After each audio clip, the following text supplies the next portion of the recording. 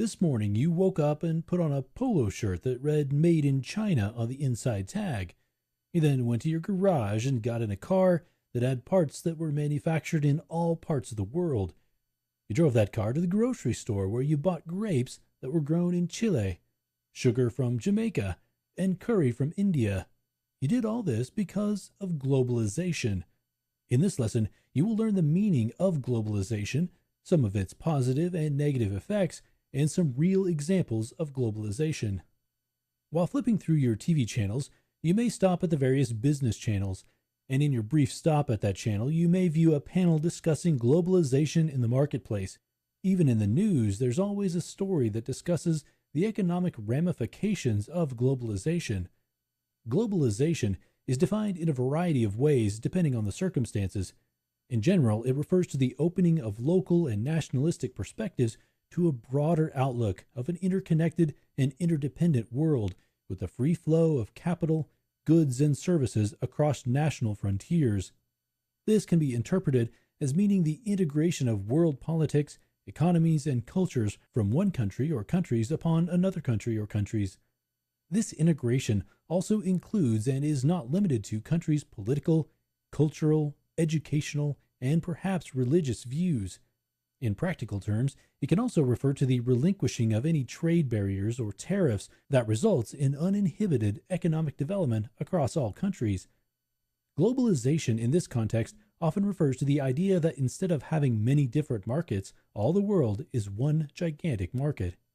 Globalization has both positive and negative effects. On an individual level, globalization affects both the standard of life and the quality of life.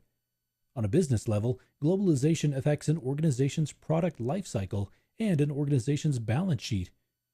Globalization also affects how governments throughout the world create policies affecting areas such as monetary regulation and trade. On an individual level, globalization has affected the standard of life and quality of life of individuals and families throughout the world. Standard of living is the level of wealth, comfort, material goods, and necessities available to a certain socioeconomic class in a certain geographic area. Quality of life is the degree to which a person enjoys the important possibilities of his or her life. In many instances, quality of life has improved for those who live in developing nations.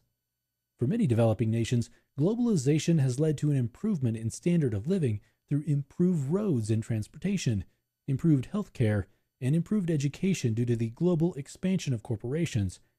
However, globalization has had a negative effect on individuals who live in developed nations. This is due to the fact that corporations now have the option of establishing manufacturing operations in nations where manufacturing and production costs are less expensive.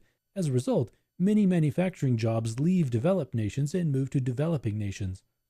On a corporate level, globalization has had an effect on organizations' product or service life cycle. Product life cycle is the period of time over which an item is developed, brought to market, and eventually removed from the world market. One such example of globalization having a positive effect on a product's life cycle would be the Kinder Egg. Kinder Eggs are egg-shaped chocolate candies with tiny toys in